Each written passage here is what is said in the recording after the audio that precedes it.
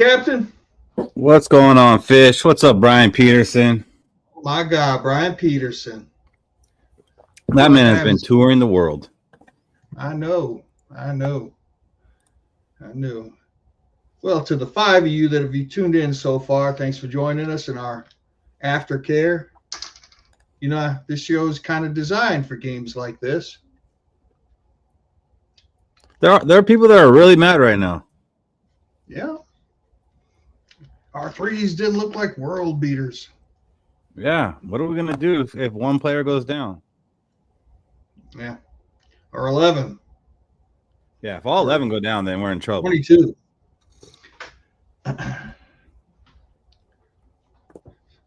Yeah, I am Inga from Sweden, but you're wearing lederhosen. E! Turn the camera on, the E. Get on here. We ain't seen you in a minute. Yeah, there was a lot of penalties, especially there at the end of the game, which we say it's preseason football, and those guys aren't going to be here, but that's just been kind of the Vikings anyway. So maybe we got a coaching issue. Mm-hmm. And again, speaking of coaching, they had KOC talking the whole third quarter, which I actually enjoyed hearing him talk and him kind of talking about the plays as they're happening. Like, he knew exactly what was going on, and if there's a penalty, he was able to call it out. But again, don't need him in the little box. I need the big TV. I'm trying to see these numbers and evaluate talent. Yeah. So our aftercare is for you guys. We really want you to come on here and tell us how you're feeling. This isn't just for you to look at our pretty faces. That's Thursday night. Come on down. Tell us how you're feeling. What you think. What you see.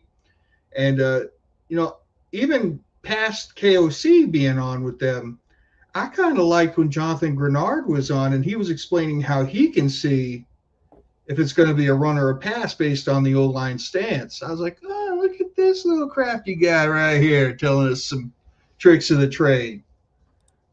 Yeah, that was definitely cool.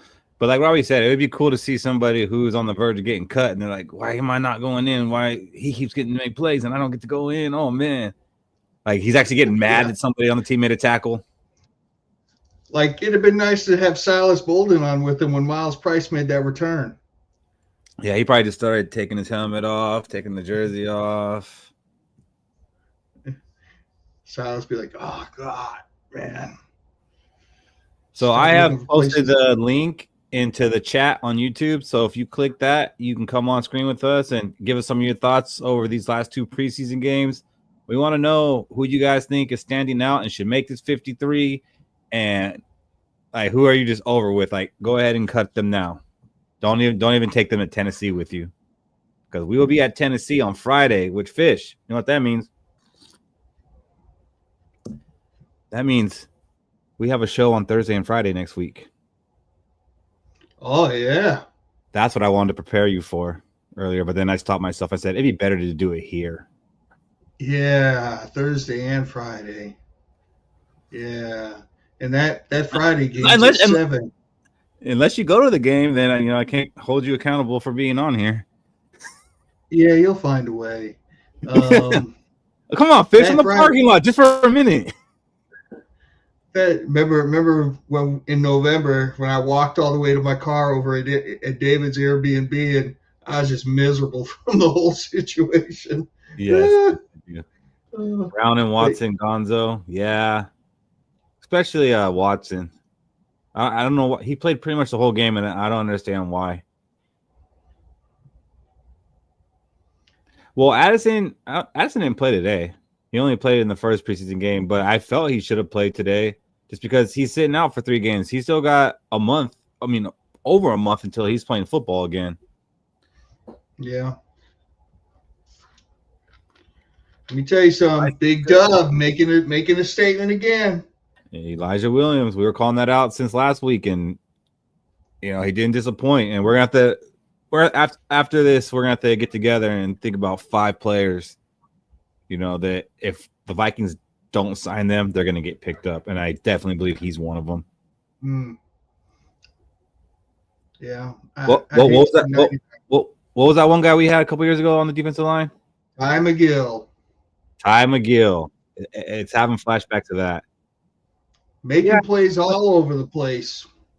Dwayne, the Lions lost to the Dolphins. That's why you can't get caught up in the results of these games, and you can't look at these games and be like, oh man, we have no depth, because even our true depth, maybe 5 to 6 of them were playing in this game.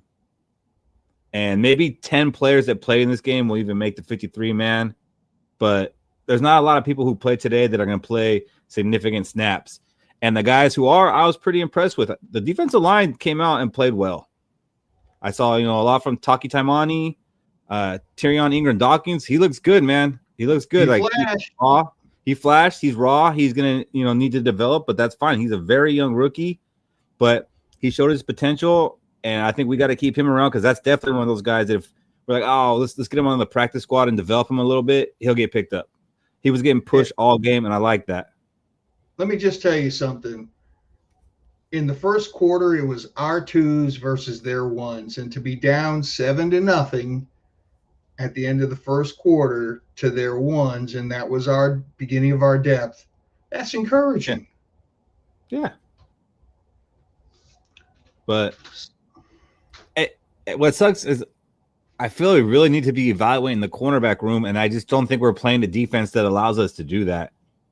They're still just playing. They're not even playing like zone. They're just like setting in the spot. Okay, let them catch it. Okay, then I'll go make the tackle.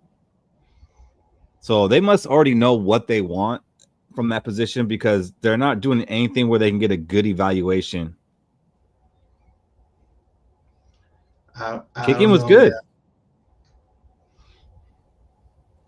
Well, Fish, you got them at a D, so I mean, they didn't do much to sway you. They sure as shit did not.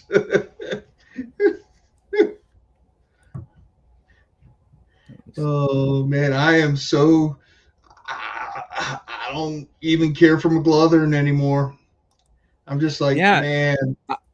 That's the one that's baffling me the most, because all you hear in training camp is how good McGlothern is. Oh, today another pick 6 in practice for him, but in the games, I'm not seeing it. He's not even getting close.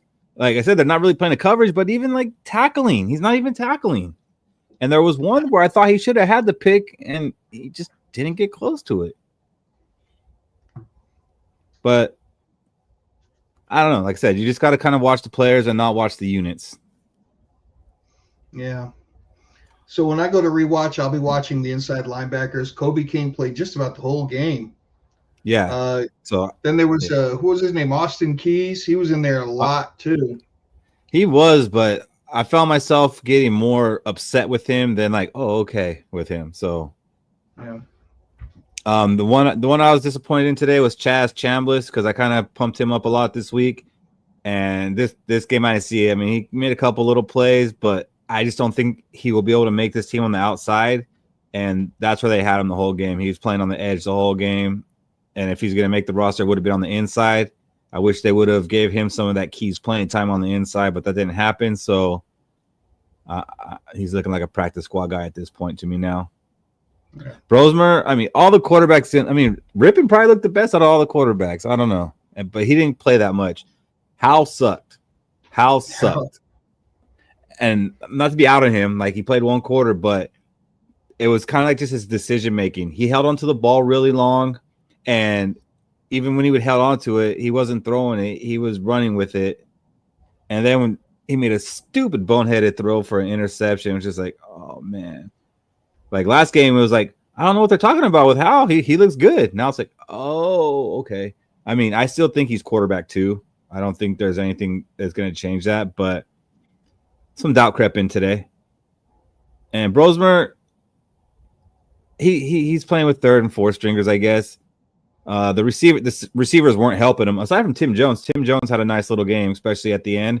And that's who Brosmer has been hooking up with at practice. So it was kind of cool to see that into a game type situation. But what I like about him is he looks cool and composed out there. It doesn't look like it's too big for him. He doesn't get rowdy. He's not nervous. It's just, he got knocked down a few times, just kind of got back up, dusted himself off. All right, got back to it. And you could tell when KOC was talking while he was in, KOC's got a crush on Brosmer. There's a little bromance there. Yeah. When It Brosmer make a definitely time, looked like an NFL offense again, right? It's like mm-hmm. he came in, short passes, kept rhythm, moved the ball. You know, couple bad plays where he took a sack, but I mean, it looked all right. Yeah, Boyd. I think Lucky had a couple drops. It just sucks. Like all the guys that looked good last week, that we kind of like, all right, this guy might be able to have a chance to make the squad and make an impact. They didn't follow it up. Yeah, our Zay Scott did not look good between the tackles, but boy, did he look good out in space. Yeah. So, I mean, which is fine because he'll be running back 3 and third down situations, screen passes. His screen passes were nice. He had 2 nice screen passes that I haven't seen from us since like Jerick McKinnon. Like they're that smooth. And that says something about the way the offensive line was getting out to block too. I don't know who got out in front of him on that one really good one where he set it up and cut to the inside of it and got about 10 more yards. Was it Huber? Might have been Huber. I'm not sure. But overall, I would say right now our offensive line is doing a better job getting out to in front of the screens. Tanya, nothing that happened today has anything to do with our regular season record. There's going to be 8 to 10 of these guys that played today that are actually on our 53-man roster. You put, Grenard, Van Ginkel, Allen, Hargrave, Blake Cashman out there, Harrison Smith. Come on now. Like, people are overreacting to a preseason game. We only overreact to preseason games when it goes good. When it goes bad, it's just preseason. What are you worried about?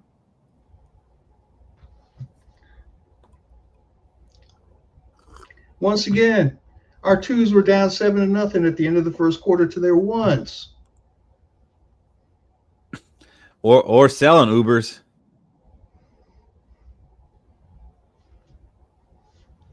But yeah, I do think quarterback might have got a little bit more murky because Rippon actually looked a little bit better than he looked last week. It was very limited for him.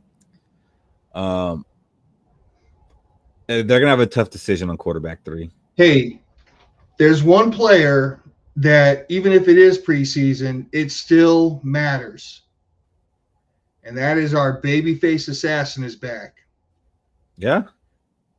Even in preseason, nothing's different for that guy. Our kicker. So well, let me tell you what was interesting about our kicker. Besides being 4 for 4 today, his holder wasn't Ryan Wright today. Was it Chapman? It was Chapman. Oh, and Chapman, he's pushing right. I'm telling you, like the word out camp is he's looked better in camp. He's kicking farther. His hang time's amazing. And today he had a 58-yard punt. He's also probably $1 million cheaper than Wright. As much as I've been a fan of old Thunderfoot,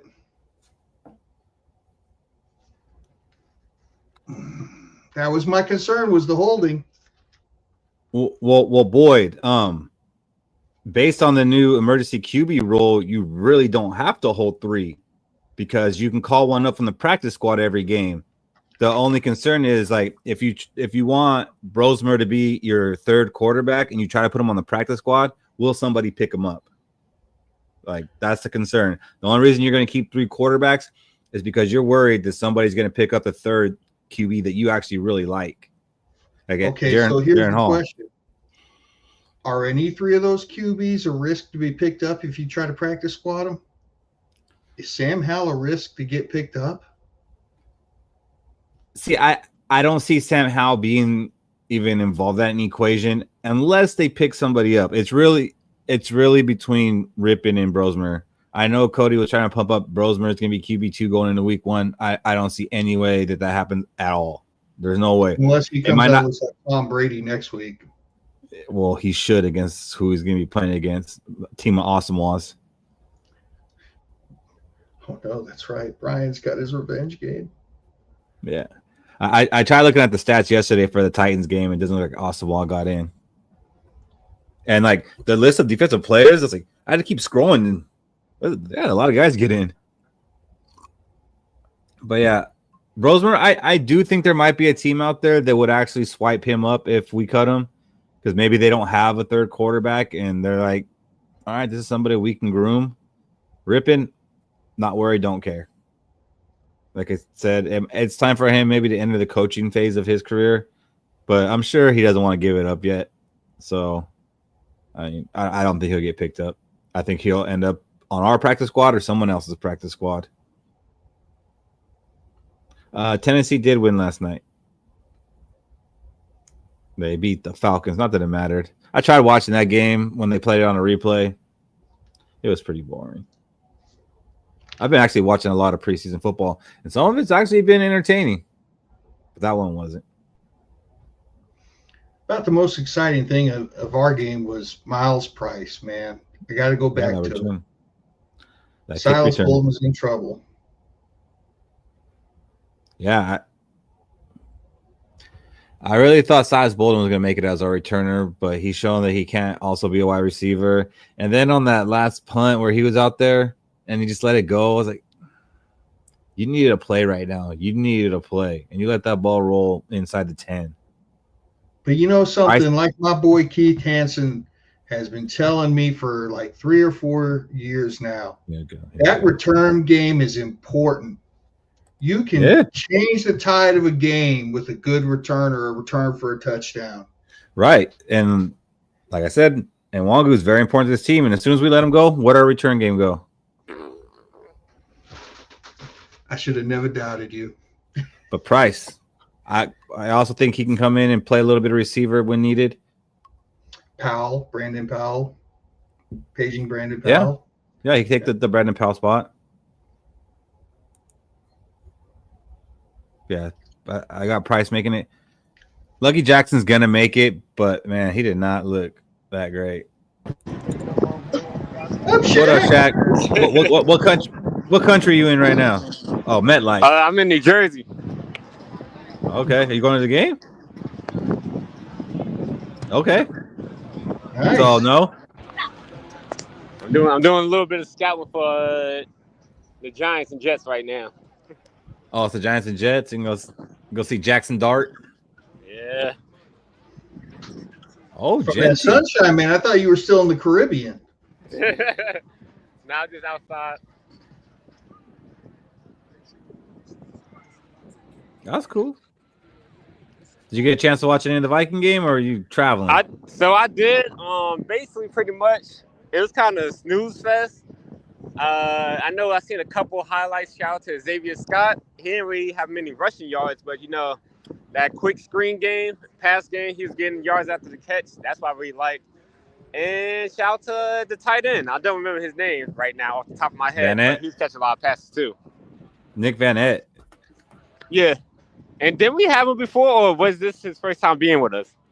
First time with us, but he's been on 7 other teams, so his name's probably familiar. Okay, yeah.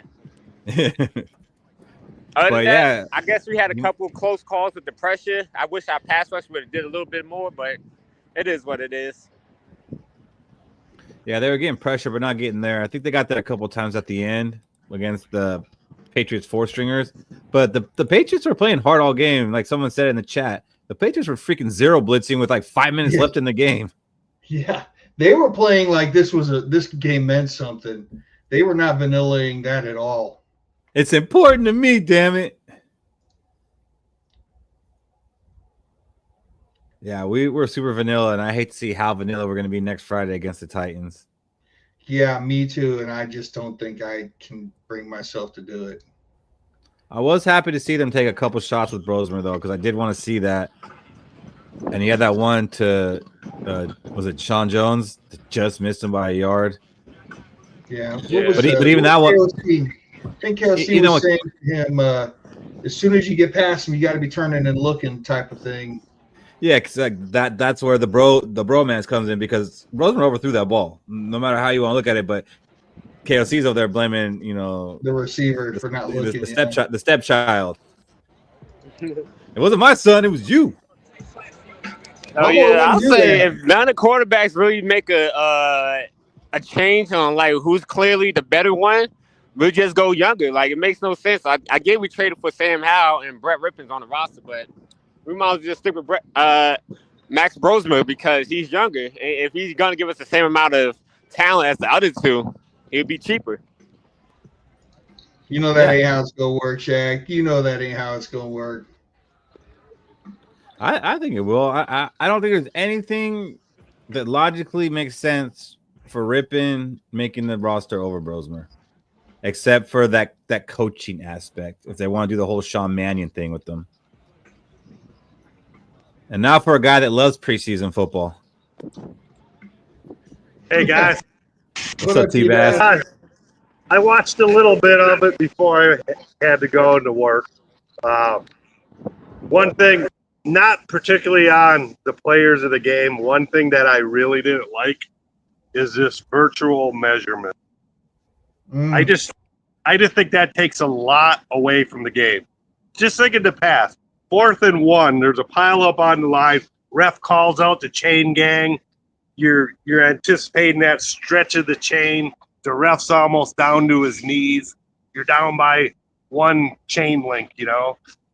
And everybody's that aspect away. And now it's like everybody back off 5 yards from the ball. The ball's just sitting there on the field until some computer graphic comes up on the screen. It was short of. I just think it takes away from the drama of the game. And it does take away from the drama. You're right. But my question is, if we have this technology, like, why do we need the whole rigmarole? Like, why can't we just somebody upstairs knows every single time where the ball should be spotted? I like the drama of it, the thing of the chain gang stretching out and everybody around the ball jumping around. We got it. It's just, have you heard one time a game was blown because of the chain gang? It's not a problem. Yes. Have you? Actually, the reason that they're making sure that they do this in the preseason, T-Bass, is they got to get all these cameras calibrated so that way when the Chiefs come up one chain link short worth of getting the first down, they can still make it a first down play. The chain gang's pretty cut and dry. I don't really think there's a problem with it. Well, 2 years ago, they came up one whole link full short of making the first down. They called it a first down, so it just doesn't matter, dude. Well, I mean, that's not the chain gang's fault. That's the ref's fault for calling it a first down. That's on the referee. They should just make the line official, that yellow line. Like, they had a technology to get it exactly down to a science. Like, if I get what you're saying about the drama. You want to see the chain gang run out there and do the length of the chain. The anticipation of having that chain stretched out, the ref almost down to a knee, the players huddled around. Now it's like everybody back off. Watching a ball just there and still the. I don't like the look. I get what you're saying, because the more they introduce, the more they introduce technology, the more it takes away from the purity of the game. Yeah, I mean, the more and more getting to be like a video. I mean, I've said it for over a year now. We're not far away from having AI call plays. Somebody's going to get sponsored big time by an AI company, and they're going to have an AI computer call plays. And we're going to have ChatGPT announcing it. And the sad thing is that they still have a chain gang there. Just in case something goes wrong. Government workers. I'd rather use the chain gang every time. And other than that, seemed like a lot of missed tackles today. So. Tommy, we don't know that they're being any more correct because they don't even show us. Like they're supposed to be showing us the graphic of the virtual measurement, and they haven't been. Is that Shaq? So, yeah, what they said was basically it's not ready yet. They're still working out the kinks, but it should be ready for week 1. Nah, I don't like it. No, sir, don't like it at all. Well, we're like 3 weeks away from the first game. If the kinks aren't worked out, then it shouldn't be going into process yet. Well, I don't understand why they do everything last minute. I don't understand why they have to do it. I just think it takes away. I mean, the more you go to the computers and all this stuff, the more it just takes away from, like in baseball. Greg Maddux was a master at, okay, the ump's going to give me that half inch outside the plate. I'm going to go an inch and see if he gives it to me. Okay, he gave me that. I'll go out a little bit more. okay, he called that a ball. Now I know, and he stays. That's what made him great. You got a computer just taking away the human aspect out of it. It just sucks. T-Best says human error is great if it works for me. Well, yeah, I mean, it's just. Well, I wouldn't say that because it hasn't worked well for us, and he still wants it. Yeah. It's just crazy what they try to change and what they don't change when they can, like a guy getting his helmet yanked in the end zone. Yeah. Yeah, and things like that. But I was never big on the booth could call pass interference in the last 2 minutes of the game. Because you know what? That's the human aspect. If the refs are letting them play and both sides of the ball know how far they can go, and then in the last 2 minutes, a guy in the booth goes like, well, by the book, that's pass interference. It's a penalty, even though they've been letting the DBs do that the whole game. It just sucks. I get where you're coming from, but I feel like I'd rather them get those ones right. Maybe the referee blinked and missed it. Like, I don't know, man. One of the first pass plays of this game, we got away with one. We did. Kobe King, right? He hit that guy right in the chest, but the guy's body blocked the umpire or whatever from seeing it. So, there's going to be bad calls, but to say in the last 2 minutes it's a booth review and somebody in the booth is going to decide what the refs were calling or not calling the entire game up until the last 2 minutes. To me, that kind of seems shady too. Well, yeah, it should be. I mean, I think it should be all game, and I just think if we have the ability to get calls right, we should use them. Which I know goes against what you're asking for, but if we have the ability to get things right, like I don't like that they say, okay, well, we could use this technology for this kind of penalty, but not this penalty. Like, yeah, the fact that these types of calls are not reviewable is stupid. Yeah, but I mean, so. It's always been the human aspect of it that the ref is determining what he sees as pass interference, or there's no clear written book on it. It's up to the ref. But before they didn't have anything else. They didn't have anything else. But as long as the refs stay consistent the whole game, I have no problem with it. Yeah, I think there should be some sort of eye in the sky to say, no, you got this wrong. Another human to say, no, did you not see him pull Sam Darnold's helmet halfway around his head? That is a face mask and a personal foul. Oh, well, yeah, that's a cut and dry penalty. That's not left to interpretation. I'm saying when you bring these computer things in, like in baseball, if a ref is calling a strike a little bit high, nobody has a problem with it as long as he stays consistent. But if you bring in the computer would say, like if they said, I think balls and strikes are a little different than pass interference. What's that? I think balls and strikes are a little different than pass interference. So it's subjective. I mean, if a guy got held and it doesn't get called, it should get called. So, T-Bass, did anybody jump out at you that impressed you today? Impressed me. I watched kind of the first half. No, not. I mean, did anybody jump out and depress you? The lack of tackling, a lot of missed tackles, and there was. I still say the Vikings' Achilles heel this year. Maybe we're all talking about Allen and Hargrove on the line, and how many sacks the Vikings are going to have. What's their weaknesses? Running, stopping the run. When they run right at them. So what's the best way to keep them out of the game? Run right at them and be successful? Don't have to. So that could be their Achilles heel this year. See, I think that the answer to that is to not have them both in the game at the same time. I was thinking that too. Yeah. If it's a rundown, have either or in the game and have Taki or Big Dub in there with them who can play the run. Well, Harry, yeah. I mean, if it's be. third and 19, then yeah, you're putting them both in the play, put both in the game. But if it's, second and 3, we ain't got to have both of them in the game at the same time. Boyd, I don't believe that we can call for a virtual measurement. I think virtual measurement technically is used every play. And when the system doesn't agree with where the referee spotted the ball, I think that's when there's a buzz that comes down like, hey, we think you might have got this one wrong. But I don't think they could, like a challenge, I don't think they can. I mean, I guess they've always been able to challenge the spot of the ball, so you could throw the red flag.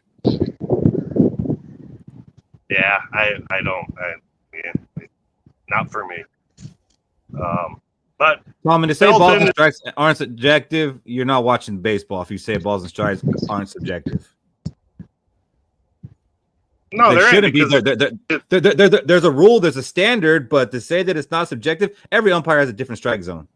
And none of the teams have a problem when the umpire calls it the same way both sides, because then the pitchers know I can throw it here and get a strike or it's a ball. It's but they're going to more it's going to be that imaginary box, and it's just going to get called balls and strikes. I just then it won't be subjective anymore after that. No, and it'll take away from some of the great pitchers wouldn't have been as great, because it's not tell me you don't watch baseball. Now tell me you don't watch baseball. But Felton had a nice play staying with the ball on that one catch. Tip drill. Then again, he fumbled on that punt return. Xavier Scott looked pretty impressive again. The time he was in there. I mean, yeah, he didn't get a chance to do much, but the 2 screen passes he did were nice, right? Yeah. And Ty Chandler did less. King didn't look too spectacular. No, he was like one of those guys. Like, I don't think he looked spectacular, but he was kind of always around the play, which I guess is good. Ward didn't look real spectacular. Something about King I did notice, though. He's a competent enough tackler where he can go after the ball while in the motion of making the tackle, and he's not going to miss the tackle by trying to go for the ball. Yeah. All right, guys. Well, I'm at work. I just wanted to stop in and say how much I think that virtual measurement sucks. I wouldn't expect anything less. Thanks, T-Bass. All right. Bye. All right, later, T-Bass. Yeah, Kobe King, I think he helped himself in this game. I don't think he did anything to hurt himself. And the fact that they didn't let Chaz Chambliss play any inside linebacker tells me that, Kobe King's probably making this roster. Nick Van Nett did make an argument that was one of my big takeaways from this is Van Nett made an argument for tight end 3. I really thought it was going to be what's his name, Ben Urosek, but I haven't seen the guy. I've seen more Bryson Nesbitt than of Urosek. So unless he's already locked it down in camp and they're just not using him, Van Nett looked very good. He looked better than a Johnny Munt. He was more fluid in his movement. Not such a statue, and I like that.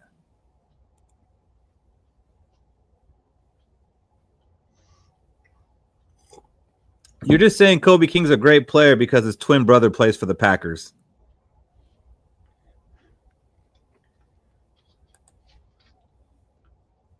So the lines are open. The link is in the chat if anybody wants to come on here and tell us what they saw that we didn't see.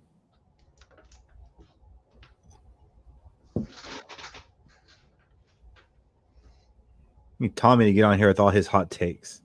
I know. Freezing hot takes. Those freezing hot takes. Unc can't blame that lack of technology knowledge anymore. He's down with that shit. He just don't want us to see that he's in the strip club right now. He didn't actually watch the game too much. He just caught the highlights. That's funny. What else have I got here? Gabe Murphy played more than I thought he would have. Mm. I thought he was pretty locked in already. Didn't really make any plays, but he got close on a couple sacks. It just kind of showed that, I mean, if you're getting close to sacks, those are going to be sacks in other games. So, yeah, I think he's a lock. He doesn't need to play in the third game. Fish would agree with you. Oh, I love Tom Grossi. I don't actually watch his podcast, but I watch a lot of his videos. Rosemary almost pulled it off until he threw an interception. But to be fair, our guy, Miles Price, should have caught the game-winning touchdown. Not game-winning, but the touchdown that should have given us a chance to tie it up. He kind of got scared because he was surrounded by 3 Patriots, and he knew his face was about to get ripped off. But Brosmer did make a good throw to Price right at the goal line. It would have been a touchdown had Price just manned up and taken that hit, which it's easy for me to say. Oh, not anymore. Not anymore. She's taking, like, what's that, Omezaprec or whatever that shit is. She got a little too skinny for your taste. Yeah, she's like Skeletor now. So, no, Tom Grossi's hotter now.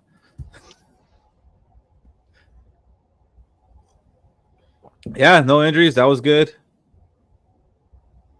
Or, I mean, not anything that we saw or heard about, but that's always a good thing.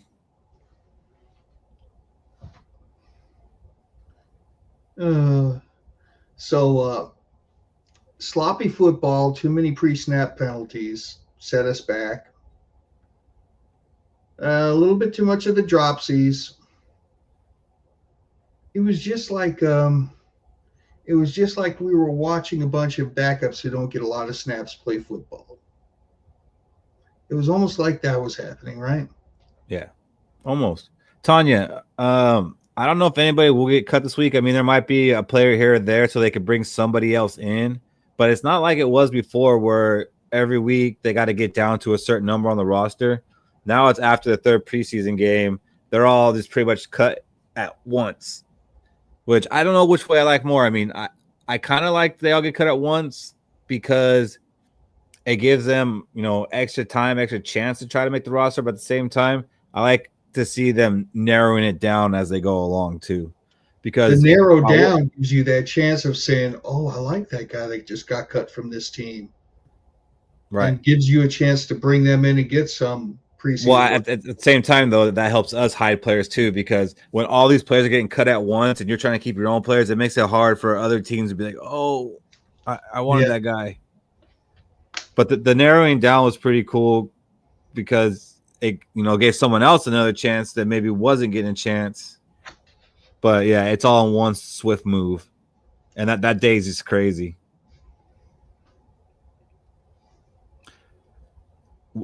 Tommy, why do you say it was more friendly the other way? Because I mean, maybe because they could latch on to another team, but at this way they could maybe get another game in that they wouldn't have got in. Like, if the Vikings cut you after this game, you might not have time to go sign with another team and get into that 3rd preseason game. Whereas you're with the team still, you can maybe get in with the Vikings. I think maybe it was a little bit more fan friendly because, okay, you cut somebody. There wasn't no guessing, right? Here we are guessing, man, who's going to be running back 3? Who's going to be our lineman? Who's it? It's like, oh, they got cut. Well, seems to me like they like this person better. I get it, Tommy, but like I said, like if we were to cut some guys tomorrow, what are the odds that they get signed by another team during this week and then they actually play what the game's on Friday or Saturday next week? Not good. Like Asamoah, he got picked up by the Titans. He didn't play. He didn't play in their game yesterday.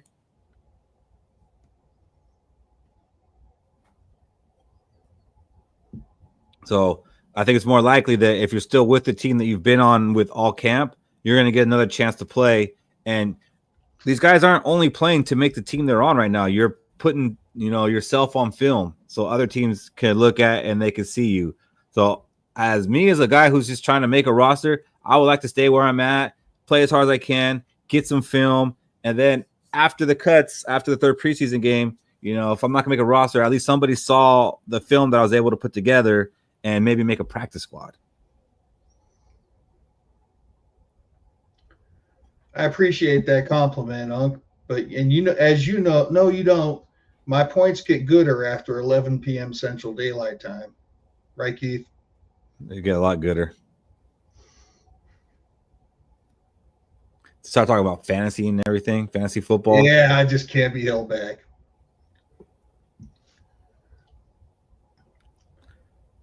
Special teams running out of bounds. Well, I mean, boy, that's a penalty that happens, often.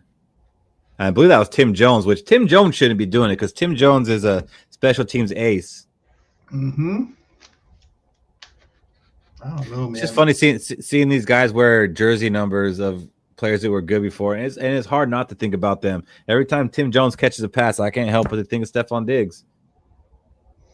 Wearing that 14. I mean, they're nowhere near the same player. Their stature is not similar, nothing about them, but just seeing that Vikings 14 every time he catches the ball, I'm like, oh, Stephon Diggs. All right, I got to throw a little bit of love.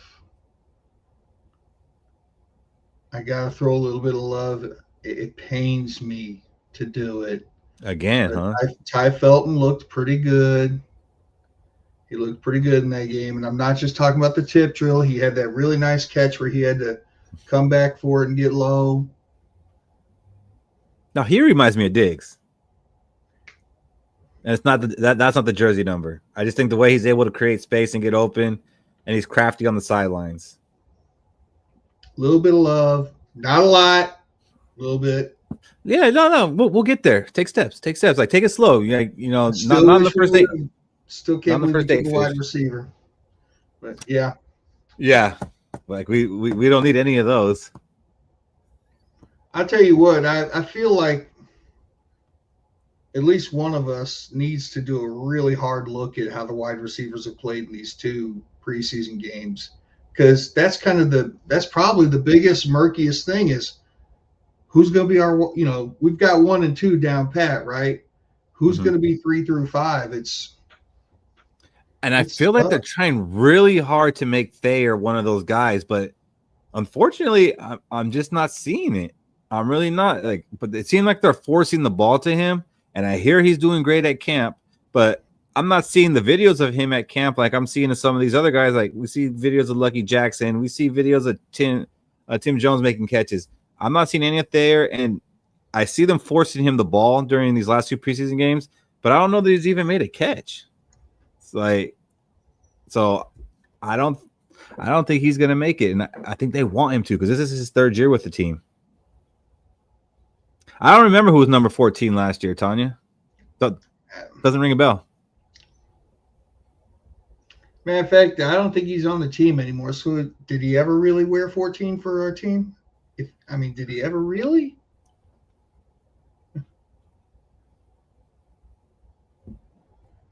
Tommy, I don't know that we trade, man. But Tommy, can I interest you in Amari Cooper? Tommy, can I interest you in please joining us and elucidating us about your thoughts on trading for a wide receiver? Hey, Skol, Lucy. What up, Lincoln? Yeah, Lincoln, you missed a good game, my friend. Barn burner. Something got burned. Mm-hmm. What's up, everybody who's watching? If you're new to the channel and you haven't already, please hit our subscribe button. Normally, there's more of us on here. There's 4 of us that do this, and then we get the guest on here. We're live every Thursday and after every Vikings game. Doesn't matter if it's a Monday nighter and that thing ends at 11 p.m. We'll be here right after. As much as it pains me. Occasionally, we do a Saturday too, just because we feel like it. We just get on Saturday night, and we call those a Skol and Chill, where we just get on here and hang out. Like we'll talk football and other stuff. So subscribe so you know when we're doing it, and you can be a part of it. Yeah, Tommy, I'm down for Amari Cooper. The only problem I have is what happens when Jordan Addison comes back. Do we just say, Naylor, sorry, take a back seat because Amari's the number 3 now? Will it get us a Super Bowl? I ain't worried about nobody's feelings if it'll get us a Super Bowl. Dwayne, I don't know that other teams don't want Amari. I think he's at that point of his career where it's like, I'm looking for the right situation, and I'm probably not going to find the right situation until the middle of the season where I see who might make the playoffs. That might be part of the problem for him.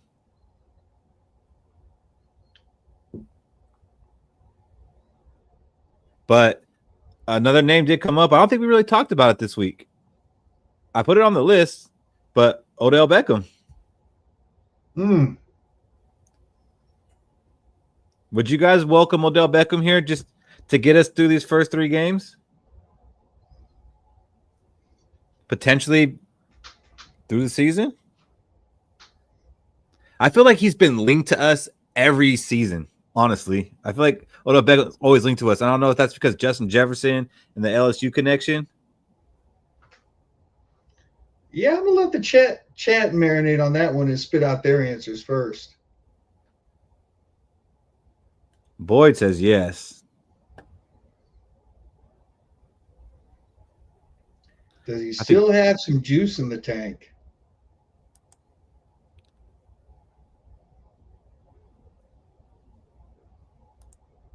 I think he has a positive relationship with KOC. I think that's actually been said. And he definitely has a friendship with Justin Jefferson, which that can't hurt. Definitely cheap.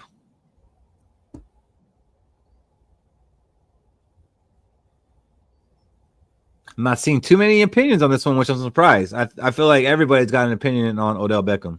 Yeah.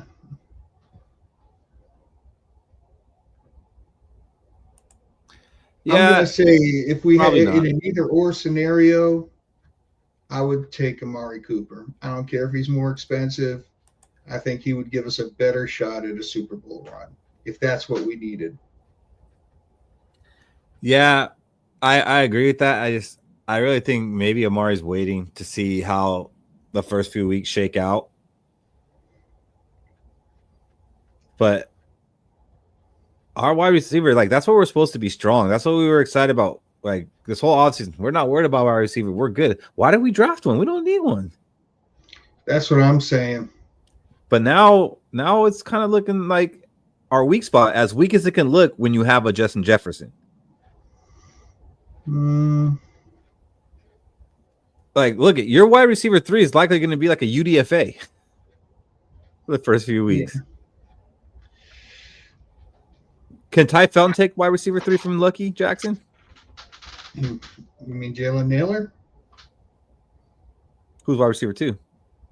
Oh, you're talking about Addison's absence. Definitely.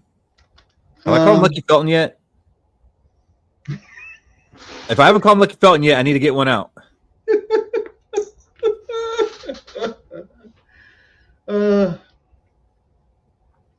I actually think Ty Felton's going to be wide receiver 3 in Addie's absence.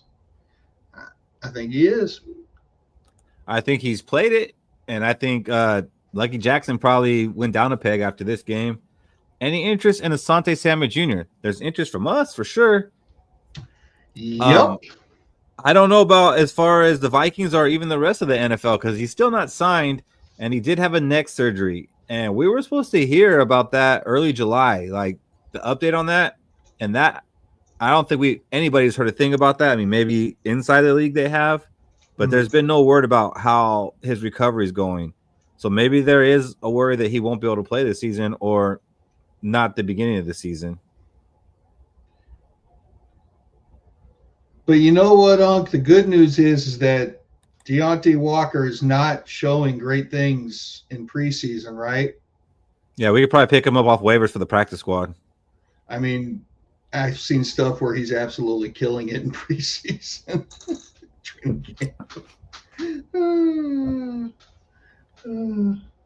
Where did Walker go? Did he go to Buffalo too? Buffalo, yeah. He did? So they got him and the UK North, yeah. Maxwell Harrison too.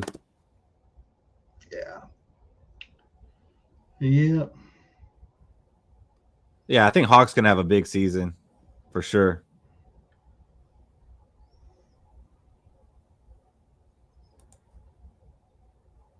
I think Elijah Williams is doing damage.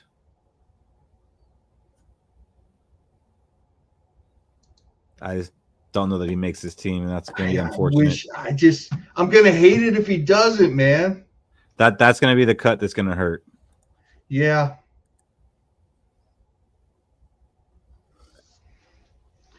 The Elijah Williams didn't make the roster is the one that's going to.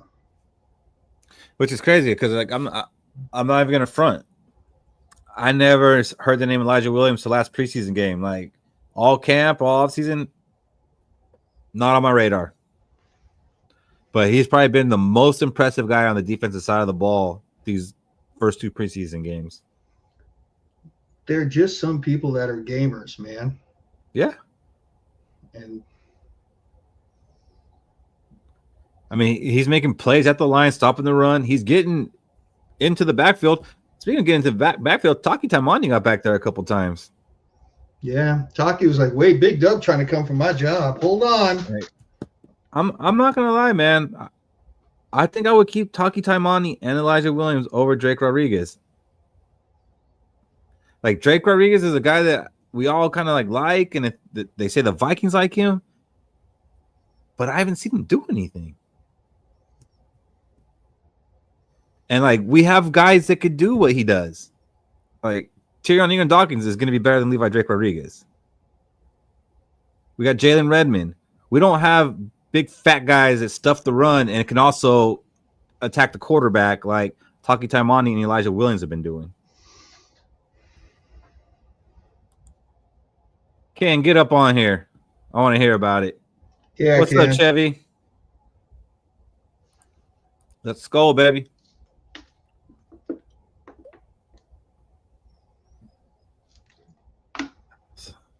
You guys ready for some Friday night football? That's going to end at 10 p.m. For some people. It's going to be 7 o'clock. I'm going to have to be fighting with my wife about it. Like, she's like, it's time to go get dinner. I'm like, no, it's not. I got to let Skol. Yeah. Order the pizza. Here, baby. We need to do this. Yeah, grab Fish's card and order the pizza. Dylan, I'm not saying necessarily okay. I'm saying that I've seen more from Ingram Dawkins than I've seen from Drake Rodriguez. And the only reason you're sticking up for Drake Rodriguez is because he was here last year. We like his story. We like that he has a motor, but we haven't seen him do anything. We didn't see him do anything last year. Yeah. We like him. Opportunities. Like we like the guy. But we haven't seen him do anything. LDR is a one-trick pony. He's a side cut and go guy. And once the O-line figures that out, he couldn't get there.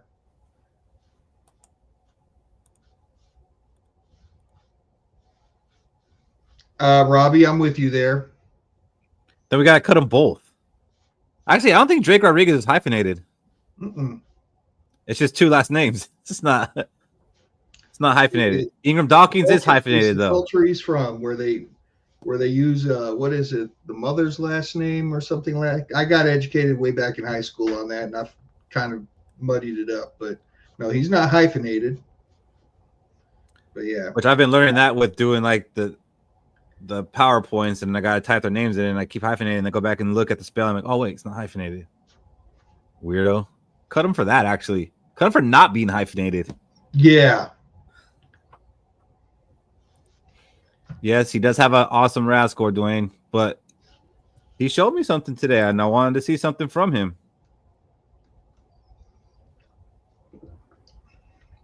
He played pretty much all game, too. I think the Vikings had some players that they really wanted to take a look at today because there were guys that played in the first quarter that were still playing in the fourth quarter. Did Bo Richter move the needle back to the positive at all today? Yeah. Yeah, what do you have? Pass deflected? Uh-oh. He did. Handle that. Uh-oh. Unc, put it on full screen. Oh. What up, Tanya? Hey. Northfield, what's up, man? Tanya, what's going on? Hey. I'm just hanging out right now. my husband had to make a run to Lowe's so we can finish packing. But anyhow, I don't know if I can do Friday nights because we have high schoolers, and Friday nights with Friday night's definitely not our main night, but the Vikings' next preseason game is on Friday, so we're gonna be coming on after the game. Yeah. So I'll have to check our schedule. If I can make it, I'll be here. That's it. All right. Yeah, but yeah, I'm excited for September 7th. That'll be fun. It'll be good.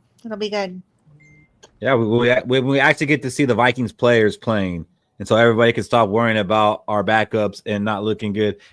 I can't get over that. Everyone's like, "Oh man, if we have a player go down, we're screwed." Because I'm like, no, if we have 11 players go down, we're screwed. Right. So, what is the word on Jefferson? If he, he's going to be good enough to play week 1, right? Like, he's just that's the word. That's the word, and it's tough. It's tough with coach talk because coaches don't got to tell us the truth. But KOC said he's not worried about it, and we've seen Justin Jefferson out there goofing around, kind of running around, just not being involved in the practice itself. I think he'll be fine. All right. Good. What's up, Ken? What up, Ken? Hey, if JJ goes down, we're screwed. Which JJ? What a dumb pass. Oh, that was horrible. We're talking about Sam Howell. Yeah, keep Brosmore. I keep him. At least he can throw the ball.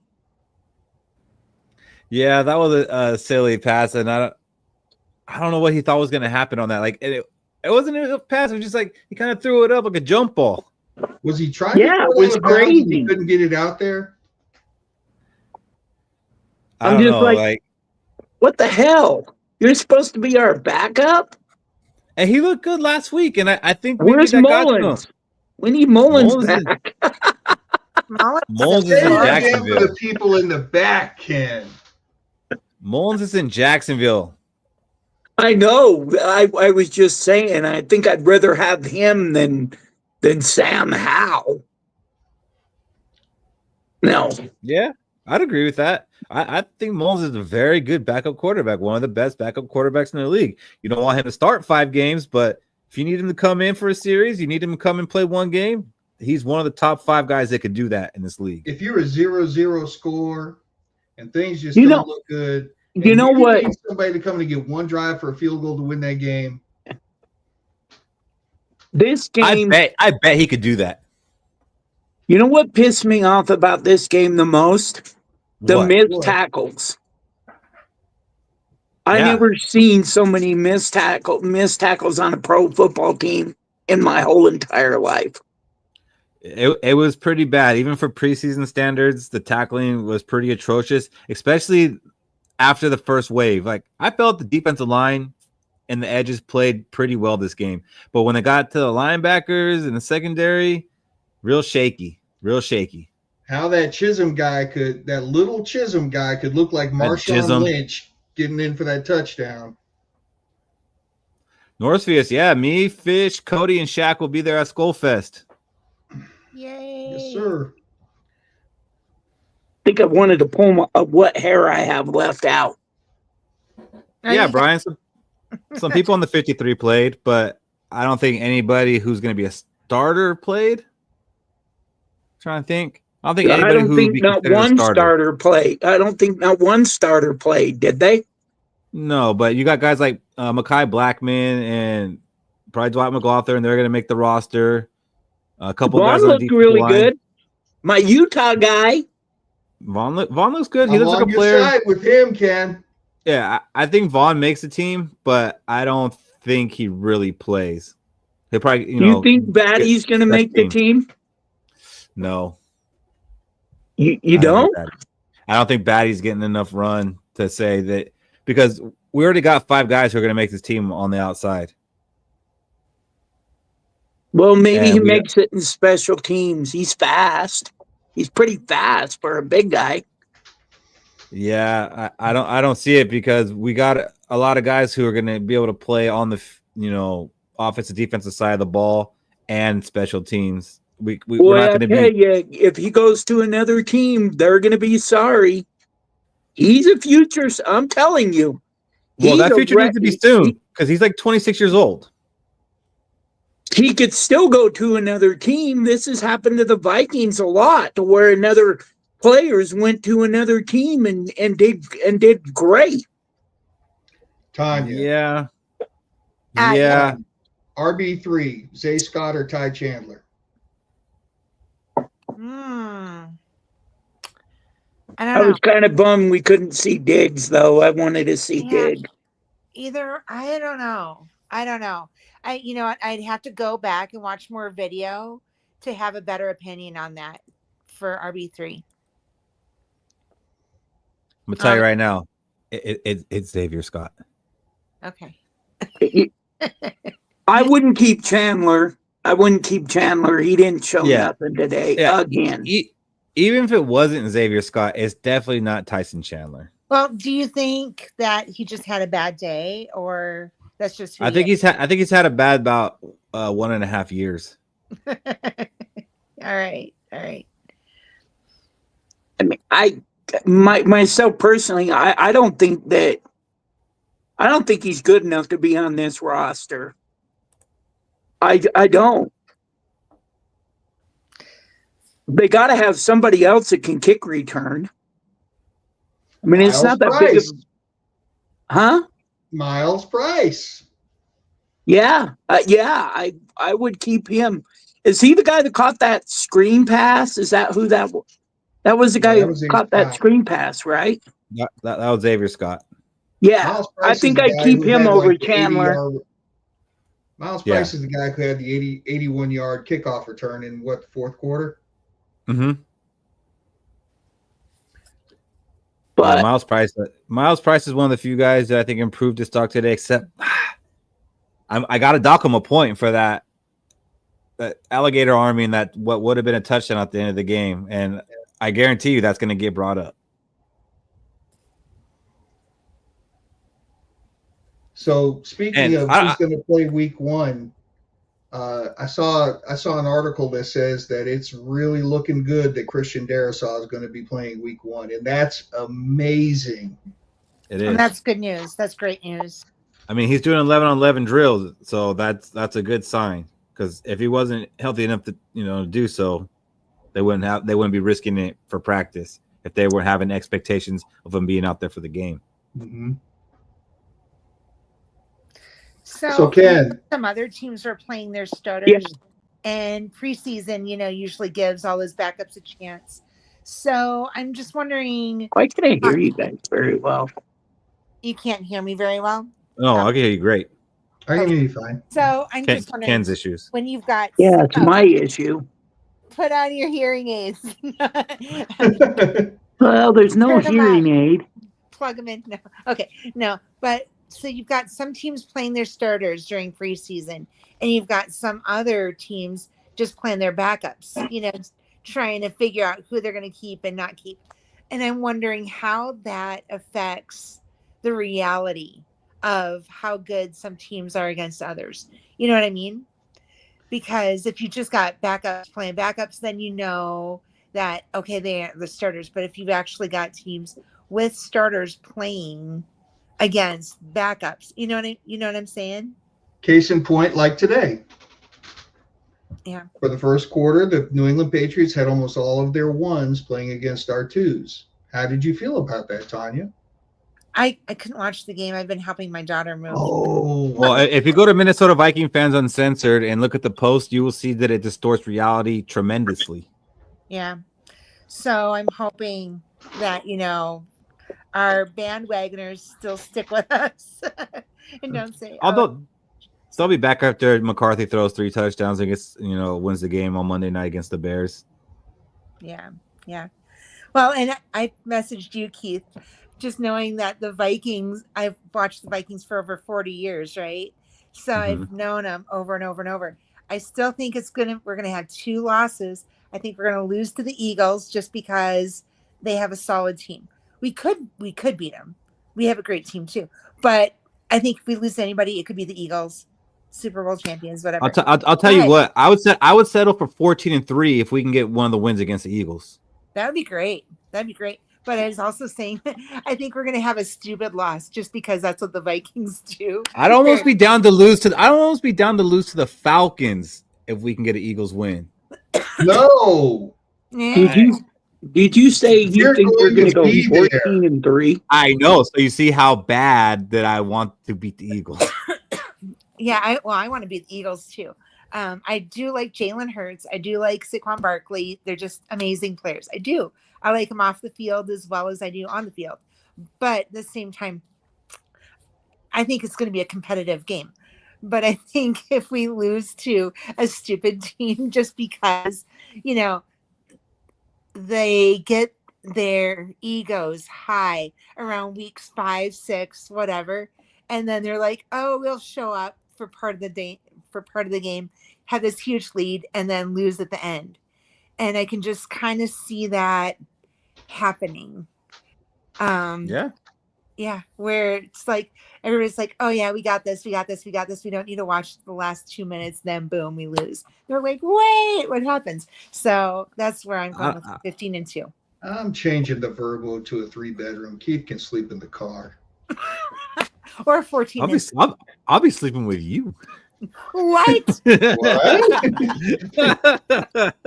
Hey, so Ken, I gotta ask Ken this. I gotta ask Ken this because he's like, "Did you say 15-2? What is your prediction of the Vikings record this year, Ken?" 12 wins. That's pretty solid.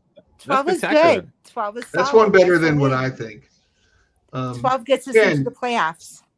Starting offensive line this year is projected to be Christian Darrisaw, Donovan Jackson, Ryan Kelly, Will Fries, and Brian O'Neill. Do you have any concerns there? Nope. I think that's solid. That's super solid. Yeah. Are you thinking Great Wall of St. Paul, or are you thinking just good? Oh no, that's good. That's really good. I mean, you really can't tell what. I don't think we can really tell what is going on with this team until we see them play. We have not seen them play yet together. So, I mean, maybe if, you could see them in practice with the first team. I mean, they cooked this team. They cooked them in practice.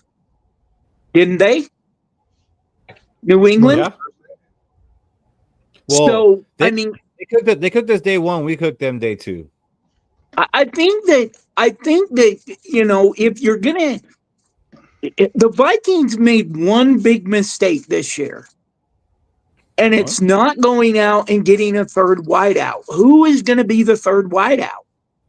Jalen Naylor.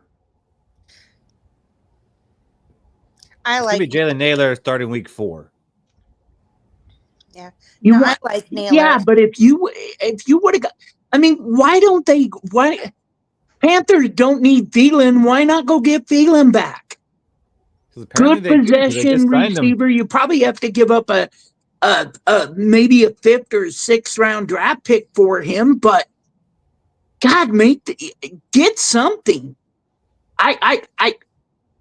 I'm just afraid that what's going to happen to this team is Jefferson's going to go down, and then what? Then we are totally screwed. If Jefferson goes down, then nobody that we could have brought in, even Adam Thielen, is going to help us. You're gonna have a good possession receiver. If Jefferson goes down, we start playing for draft pick. Yeah, we do. Yeah, we tank. But he's already having hamstring problems already. That's one thing I'm concerned about. I'm not concerned about the defense except for the back end. Because I don't know who can play with Harrison. Whether you're gonna put Metellus back there, I mean, can Blackman really play that position?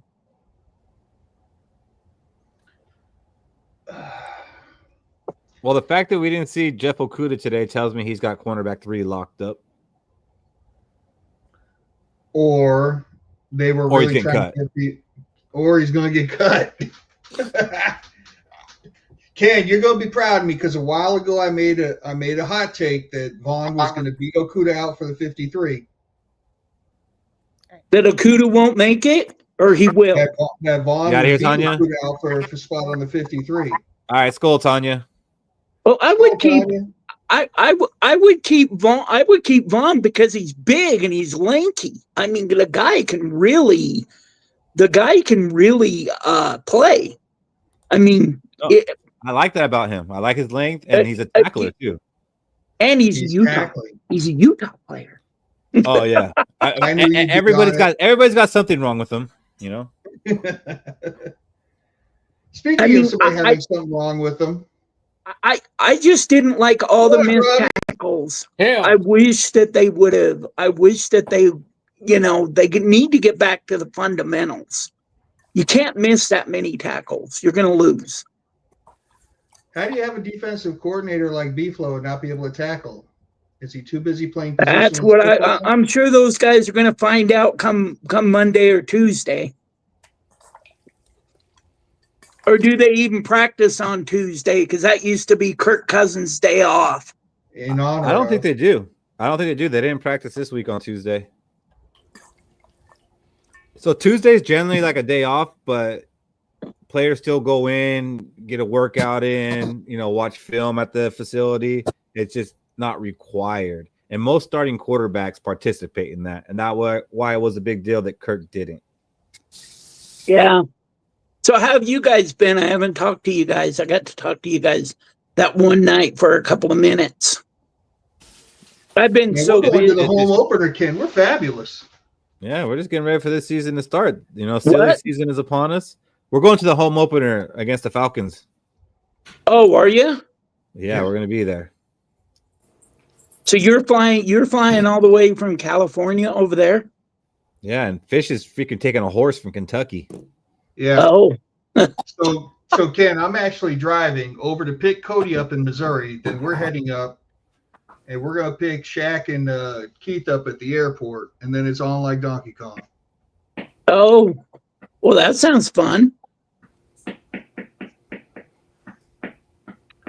So I'm not going to give what's his name. I'm not going to give what's his name a hard time anymore. So that's magnanimous of you, sir. I mean, that's nice to say until he gives you a hard time. No. I mean, if he says something totally stupid, then maybe. The word I don't like. We got an Airbnb, Northfield. We are ready to rock. I just didn't like it, last year when he said that this team didn't have a chance when they hadn't even played a football game. So far off, wasn't I? We have no idea what this team's going to be like I said, until we see them play. Yes, we do. Go ahead, Robbie. Answer that.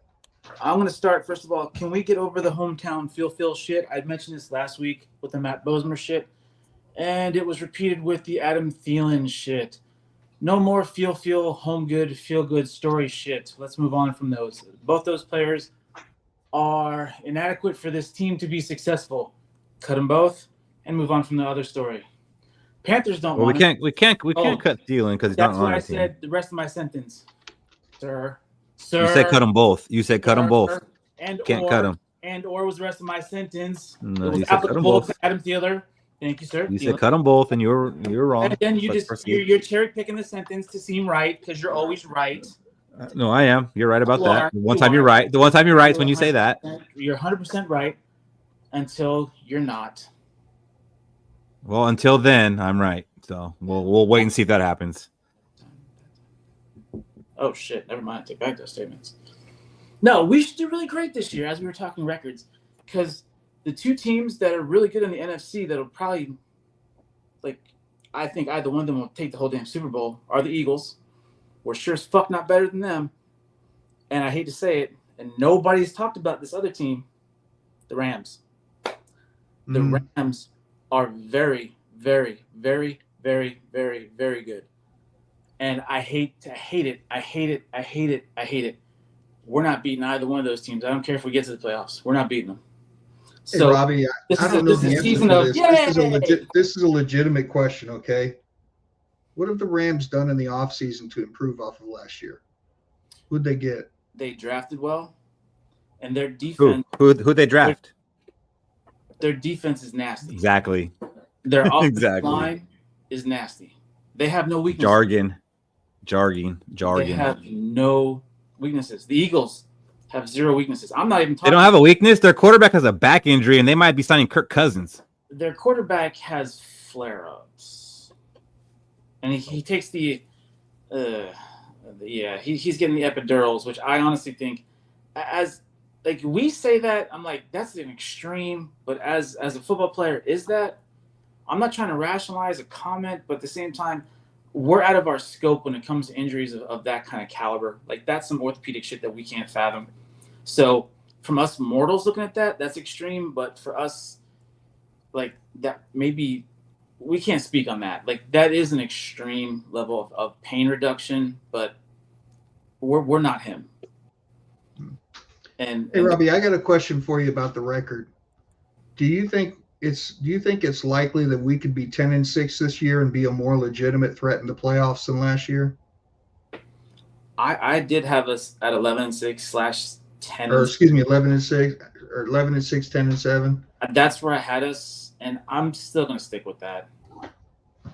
I still see the one and done, and that's just. You still see us one and done? I do, and I said that, like, because there's so much other. We're good, but we're not better than those other teams. I hate to say it. And then you look across the pond in the AFC, god damn. Like, between the Bills and, like, it's depressing to have a team is just, we're good, but we're not there. And it's upsetting. And I blame most of that in the draft. That's me, though. I mean, I would agree with you. If we would have some solid drafts under us, then I would say it would help out a lot. And I'm not gonna say it was one specific draft or draft pick. I can't do that, or 2 or 3. I can't even say that. It's a litany of them. They've just been bad. I mean, god awful bad. Now again, giving Skol Travis his credit where it's due, he does very well, and I've always said this in the offseason. He does. His free agent picks are, like, I guess that's where he shines. Like, if he was a double-edged sword, that's his sheen, and you see where he's a dullard at. We might be the dead last in the league when it comes to damn drafting. It's bad. It's like, I can't think of another word. I'm just gonna keep saying bad. Bad. I don't know. I thought Addison was a good pick, and I think Donovan was a good pick too. So, I mean, I don't know. I don't agree totally with that. I mean, I hated his first draft. I think he was an idiot going after seeing when, the Notre Dame guy was sitting right there. That's a 58th best player in the league right now.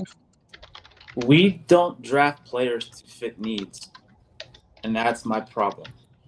There are players on the board that will facilitate needs, desperate needs, and we just overstep them, and then we're befuddled with wait, why? What?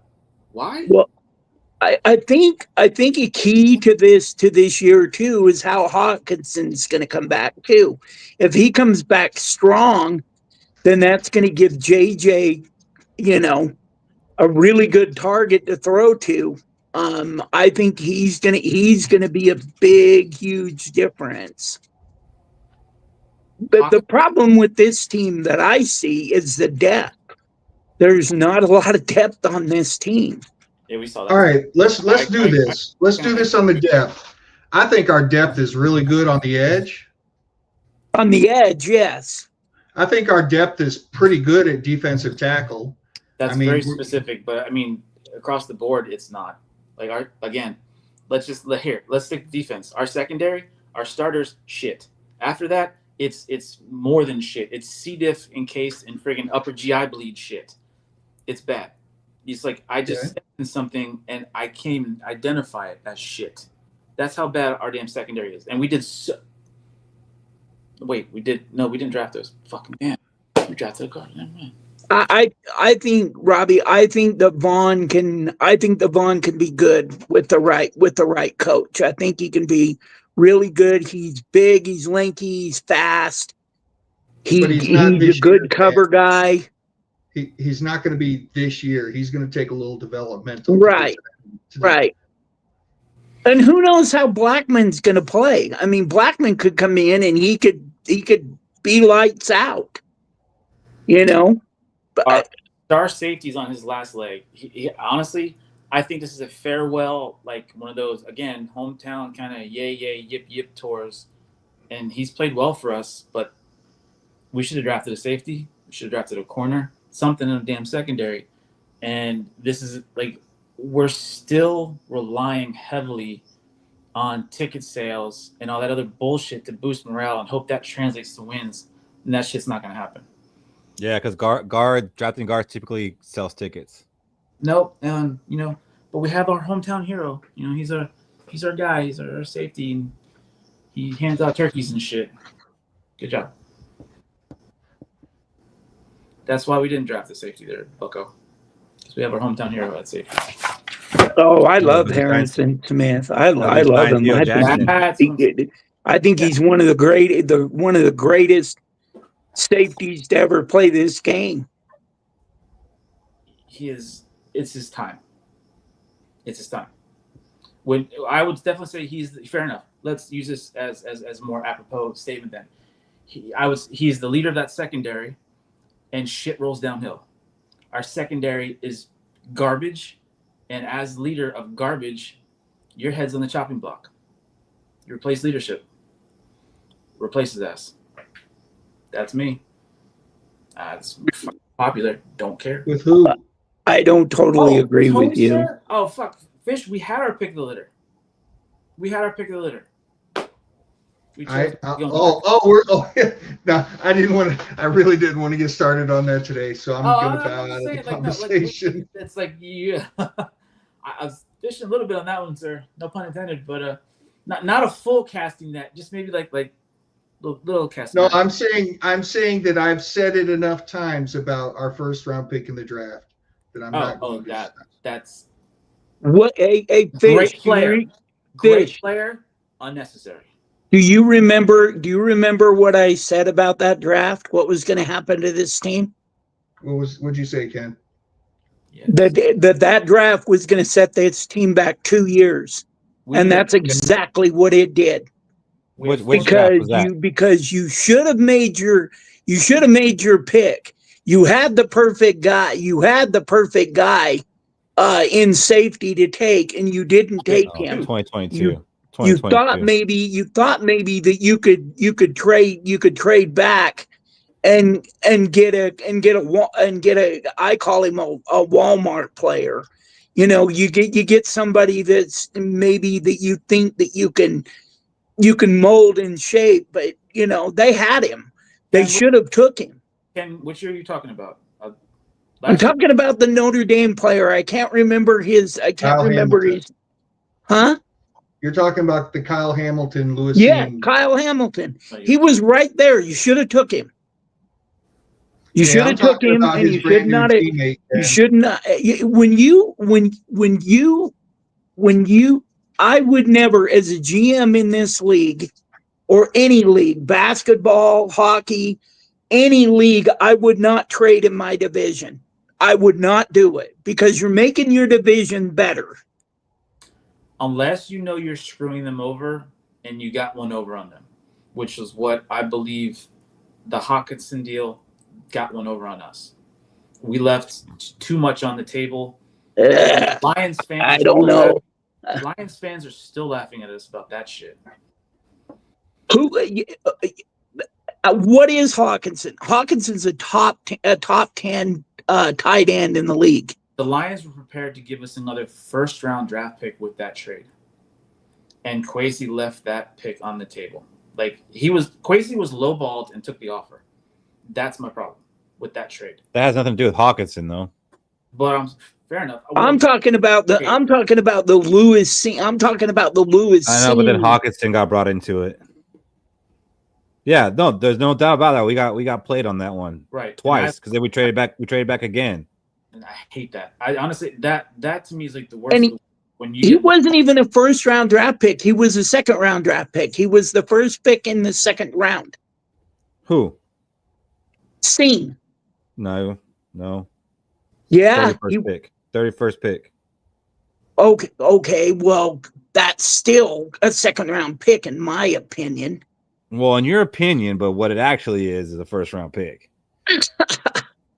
You don't. Yeah, like I said, you just don't do that. You don't trade in your own division. I just would not do it. I don't know about all that, but you just don't get raped like that. And I wouldn't even my use of that word. If I was a GM, I wouldn't even trade in the NFC. I'd trade in the AFC. No, we definitely could have traded that, and this is the only thing I agree with Robbie on ever. We should have gotten their first round pick the next year out of that. Like when you go from pick 11 to 31, you get the first rounder next year. You like, know who they took. That's standard. With that damn pick, I would love to have him on our team. I'm like, God, mother. Yeah, but could you imagine if right now if we had Kyle Hamilton sitting next to Hitman? Well, yeah, no. If it should have been Kyle Hamilton if the strategy was we're going to trade, but we're still going to take a safety, but we're not going to get a first round pick. Like, yeah, right.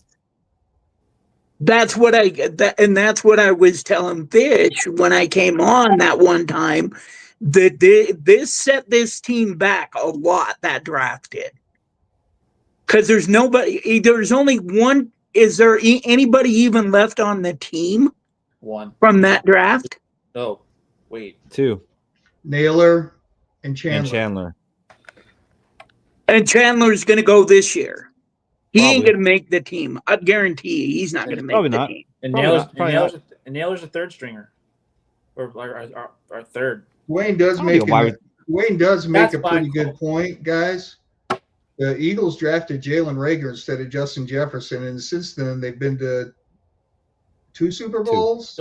We could use that too. They also drafted Hurts in the damn second. They drafted great besides that though. Yeah, where else do you want? Like, you got one outlier, and then the rest, 2022 could have been forgiven by now if 2023 and 2024 were good drafts. They were not.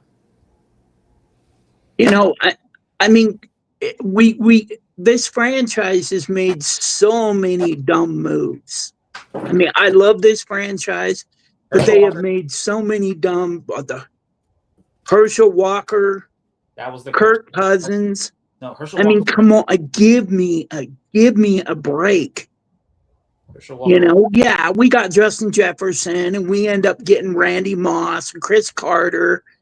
But Chris Carter was a we paid Walmart deal. We paid $100 for Chris Carter. Right. So we did all right. Let's find another one of those for wideout. You know what we need? We need to have just enough of a few more of those really good moves to happen at the exact same time, so we can win a Super Bowl. We do like one good move, then another, and we don't have enough where we can win a Super Bowl. Because like the Eagles, they screwed up that JJ draft, and then they drafted like demons, and they won the Super Bowl. All they did they just drafted from championship teams. That's all they did. That is all they did. They didn't draft from fucking weirdo shits like McGee or pull running backs from University of Maine. Oh my God. What championship did Iowa win? I pull my hair out when I think about championship. As a matter of fact, wasn't he like the MVP of the defense in that national championship game? And he was a bust. Yeah, we just drafted a quarterback from a national championship team. You're not happy with that either. They're starting. Hurts is starting. No, but I'm saying the Vikings have drafted from national championship teams as well. We do have quite a few players that won nice. That's not what I'm saying. I'm just saying like their entire draft. I'm not saying what I just said. All of their draft, they took all of Georgia. They're like, you know what? I'm just gonna take the whole damn and throw them in. Then they were plug and play, and they're all starters. And it was just like sometimes it works out that well, but he just like, I'm going to choose from this group of molded national championship players, and it worked out. But he chose well. It's hard to get those guys in the 5th and 6th round. You know what? I also agree with that too. How that fell into his lap like that, good for him. But he also had the balls to just say, give me that one too. Give me that one too. Give me that one as well. Because he probably just picked 2 and said, tell me which one of your boys doesn't play well with others. Or tell me which one is better than what this paperwork that I'm seeing shows me. And that's all that happened. The rest is history.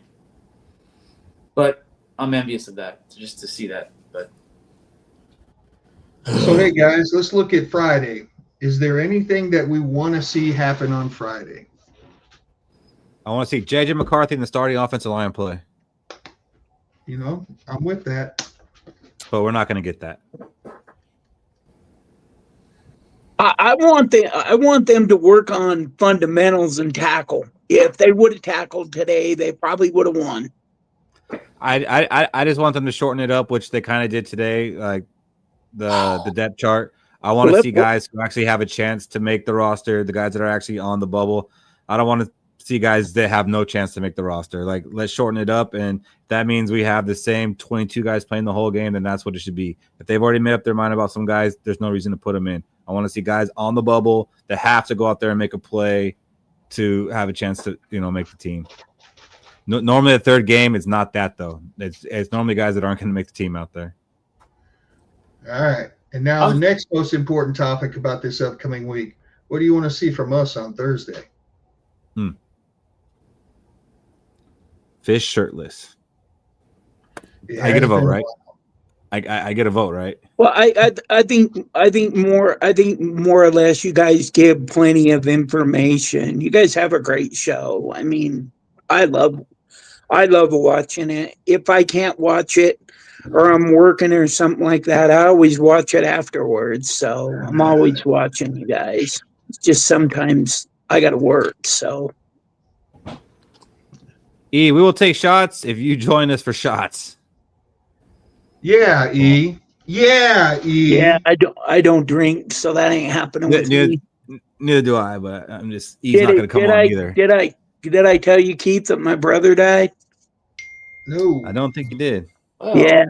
Yeah, he died, and that's what he died of, liver cancer. He's a drinker. Sorry to hear that. That's so. Yep, that's the reason why I took off the weight and I look better and you do look better. Everything else. So you look less stressed. But I mean, I would just go more into who for your guys' show on Thursday. I would just go more into who you guys think is going to make it on the team. That's a great idea, Ken. I still think the baddie's going to make it. We are actually going to do our 53-man projection this Thursday. So we are going to talk about who we think is going to make it. Yeah, I think he's going to make it, and I think Vaughn's going to make it too. I think one of them will. Nope, I think both of them are going to make it. Who's your surprise cut, Robbie? Who's your guy that you think is going to get cut that's actually going to be a surprise? That I think is going to get cut? That won't get cut? Who do you think is going to be a cut that's going to make people say, wait, what? He got cut? Oh. Chandler. No, like, I think everybody think freaking Bozeman is going to make the team. I think reality's going to set in. The kid doesn't look that bad. He looks like he should make the team. He looks better than the other backups. I'm gonna have to go with him. It's almost a surprise cut. Yeah, I'm just saying, like, because he looks to be the most qualified of the trio that we've seen. He's playing the best of the three, ain't he? That's what I'm saying. Like, but that's the type of shit that we've seen that sometimes our GMs and shit do. It's like, oh, Oh, wait, what? Why? Okay, I guess maybe he has a drug habit. I don't know, something we don't see. Shit. So let me ask you guys this. So Addison's gone for 3 games, right? He is. Mhm. Who's 2? Naylor. Naylor. Naylor. And I would Naylor. I would love Amari Cooper. Oh my god. Better go out and you better sign somebody. Oof. That's a good Right, question. but even they go out and they sign somebody like Amari Cooper, he's not wide receiver 2 week 1. Shit. Okay. Sorry, he's not. He's not. I mean, he might work his way there by week 3, but he hasn't been with this team. He's not wide receiver 2 week 1. He would probably become That- wide receiver 2. Yeah, no doubt about it. Well, I mean, but by the time he becomes it, Addison's back, and now he's wide receiver 3. Super Bowl. 100%. If that happens, I'll take that bet. Okay. If Yeah, I'll definitely make that bet. that happens. There's nothing to happen outside of Addison doing something dumb where he's not our wide receiver 2 this year. Him doing something dumb for a 3rd year in a row? No, that would never. Yeah, I'm saying there's nothing outside of that. I'm not saying he's beyond that. He has not had a trend or anything, or mouth breathing moron that he is. No, he has not. You have faith in that. No, Brandel getting cut wouldn't surprise me either because the Vikings could save like $3.5 million if they did. We had a lot of drop passes today. I was not a fan favorite of that shit. Two-handed, ball right there, drop passes. I just feel like the Vikings, if they're going to make a move outside of the organization, they should have already done it. Like, what aren't you seeing? Like, money. Are you not seeing what everyone else is seeing? It's money. If they wait longer, prices can go down for some of these free agents. Don't we still have like 19 million in cap space? Yeah, I think it's like 20 something. But the problem is we need it now because we don't have Addison the first 3 games. Like, yeah. Also, they want to see the cut pull. And who ends up being the 3rd quarterback? Oh, that's so bad. Like, it does at this point. Pick one. They're all fucking equal. It's I think it's Brosmer, and the only reason he's a 3rd quarterback is because they're probably worried that somebody will snatch him up to be their 3rd quarterback. I really think we should only carry 2 quarterbacks because we can call up our practice squad guy on game days. I don't know how many times I got to repeat that, but our 3rd quarterback is never really going to play. So we can have a guy on practice squad. Can't they sign off of our? Can't they sign off of? Right. Another team sign him. Right. That's the only reason it'd be any kind of gamble is because someone else. But they can't sign him to their practice squad. They got to sign him to their active roster. That's a so lot. They got to see him. They got to see him as a quarterback 3, and we don't. Jesus Christ. And where we need depth right now, I really feel we shouldn't carry 3 quarterbacks. With one just coming off of an injury with an unknown, I don't know about that. I'll go get Carson Wentz. I mean, if it gets that desperate. I just didn't like that move that he made today. Eat the ball. I don't care if you eat the ball. I don't care what you do, but when you're on your own end and you just throw the ball up for, a prayer, that's bad decision making, and you can't have a quarterback like that. About Norcephus's comment here about needing the cap to roll over, but we made moves to free up cap space for this year at the cost of next year. So why would we make moves to free up cap space this year just to roll it over to next year? They made there's only a certain amount that you can carry over too. Right. You can't. So I don't know what that number is. 10% or something? Is it or less? Yeah, I don't know what the number is. But I don't think in case shit. I mean, or did we make the moves to make a move? I think they did it just to have it in case they need it, and I do think they need it. I don't think they're going to hold off on making a move that they think is going to make them better this year, just so they can roll the money over. So let me ask you guys a couple. Did Rodgers go to Pittsburgh? Yes. You did. Okay, so we gotta play him Mm-hmm. in the other country. Oh, that's going to be fun. And I then heard maybe Kirk, Ireland. I heard it Kirk doesn't really Cousins exist. went to the Browns. No, they have 5 already over there. 4.5 now. It might be Shador Sanders. He's hurt right now, though. Yeah. Yeah, he hurt his oblique or something. Huh. Okay. I thought I seen a post. We that play a he lot of went- good quarterbacks this year. We play a lot of good quarterbacks this year.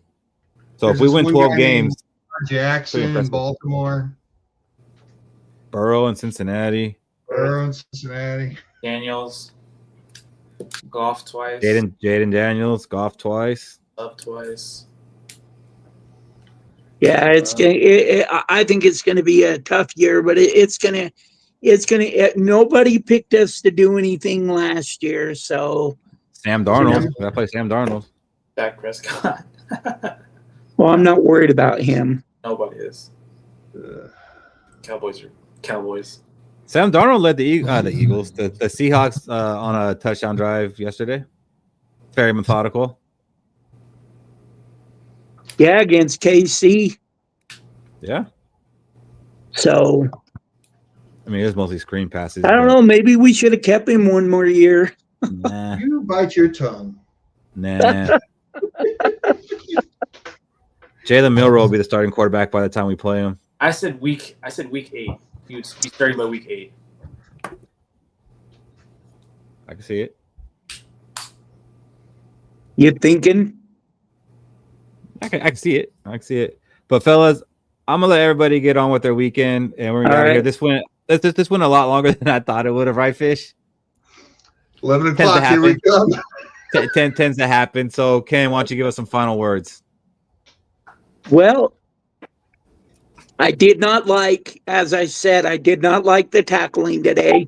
I thought the fundamentals weren't very, very good. Sam Howell is an idiot. I hope that they look at that. I mean, I would give that rookie. I would give that rookie a lot more playing time to see what he's going to do. I know he played the full second half, but I think that's the guy. I think that's who should be your third or your second quarterback. But I would cut Howell and I would save the cap space.